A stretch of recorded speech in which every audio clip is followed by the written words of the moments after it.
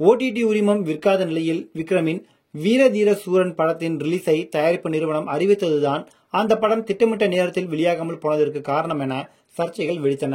தமிழ் சினிமாவில் தற்போது புதிய படங்களின் ரிலீஸ் தேதியை முடிவு செய்வது ஓடிடி வியாபாரம் என்று கூறுகின்றனர். முன்பை போல பெரும் தொகை கொடுத்து புதிய படங்களையும் பெரிய நடிகர்களின் படங்களையும் ஓடிடி நிறுவனங்கள் வாங்குவதில்லை என்றும் அடிமாட்டு விலைக்கு கேட்பதாகவும் பல தயாரிப்பாளர்கள் புலவி தவித்து வந்த நிலையில் மிகப்பெரிய தொகைக்கு விஜய் நடித்து வரும் ஜனநாயகன் படத்தை அமேசான் பிரைம் நிறுவனம் வாங்கி இருப்பதாக தகவல்கள் வெளியாகியுள்ளன. அடுத்த ஆண்டு பொங்கல் பண்டிகைக்கு வெளியாகும் என அறிவிக்கப்பட்டுள்ள ஜனநாயகன் திரைப்படத்தின் ஓடிடி விற்பனை குறித்த தகவல்களை இங்கே இப்போது பார்க்கலாம். தளபதி என தமிழ் சினிமா ரசிகர்கள் கொண்டாடி வரும் நடிகர் விஜய் தமிழக வெற்றி கழகம் கட்சியை ஆரம்பித்துள்ள நிலையில் வரும் 2026 ஆண்டு நடைபெற உள்ள சட்டமன்ற தேர்தலில் போட்டியிட உள்ளார்.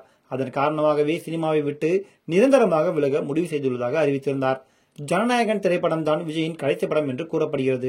2026 ஆண்டு தேர்தல் முடிவுகளுக்கு பிறகு அந்த முடிவில் மாற்றம் வரும் என்று பலரும் கடுமையாக விமர்சித்து வருகின்றனர்.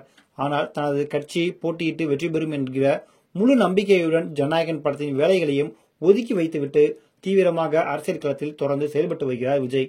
விஜயின் ஜனநாயகன் படத்தின் ஓடிடி உரிமையை அமேசான் பிரைம் நிறுவனம் பெரிய தொகைக்கு வாங்கியிருப்பதாக தகவல்கள் வெளியாகியுள்ளன. தியேட்டர் பிசினஸ் எப்படி சமீப காலமாக டல்லடித்து காணப்படுகிறதோ அதே போல ஓடிடி நிறுவனங்களின் வருமானமும் பெரிய அளவுக்கு சரிவு சந்தித்துள்ளதாக கூறுகின்றனர். அதன் காரணமாக புதிய படங்களுக்கு குறைவான அளவில் மட்டுமே காசு கொடுப்பதாகவும் பேச்சுக்கள் அடிபட்டு வந்த நிலையில் விஜய் நடித்துள்ள ஜனநாயகன் திரைப்படத்திற்கு அதிகபட்சமாக 121 கோடி ரூபாய் கொடுத்து அமேசான் பிரைம் நிறுவனம் இந்த படத்தை வாங்கியிருப்பதாக கூறுகின்றனர். ஹிந்தி வெர்ஷன் 8 வாரங்கள் கழித்து மட்டுமே வெளியாகும் என்று அக்ரிமெண்ட் போடப்பட்டுள்ளதாம்.